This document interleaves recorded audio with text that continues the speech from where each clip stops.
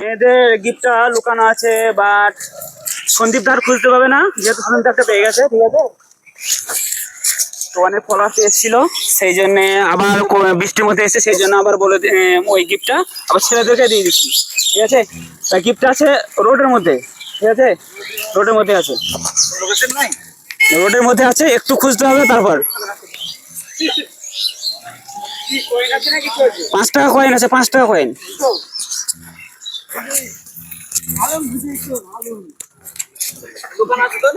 হ্যাঁ হ্যাঁ, দোকানে আছে, রোডের মধ্যে আছে। না না, ওই দিক যাওয়া দরকার নেই, দোকান থেকে এই দিকের মধ্যে খুঁজলে হবে।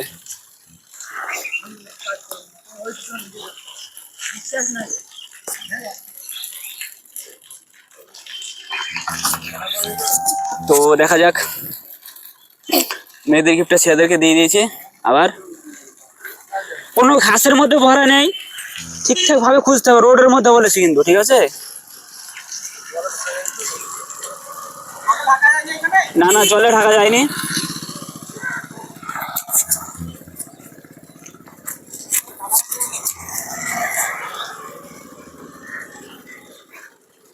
তো দেখা যাক, দেখা যাক মেয়েদের গিফটটা ছেলেদের মধ্যে কে পায়। তো এরা দাদা ভাইরা সব তো একদম মানে ভিতর ভিতর খোঁজাখুঁজি করছে। এদিক তো ড্রাইভারের একদম রাস্তার ধারে ধারে সব খোঁজাখুঁজি চলছে, বাট এখনো পর্যন্ত কেউ খুঁজে পায়নি। তো দেখি কার ভাগ্যে আছে বা গিফটটা কে নেয়।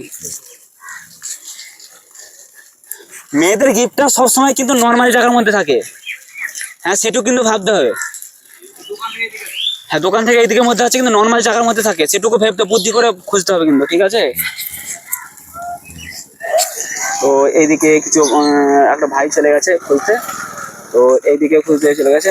ও মাই গড, এ ভাই দাদা পেয়ে গেছে। ঠিক আছে, তো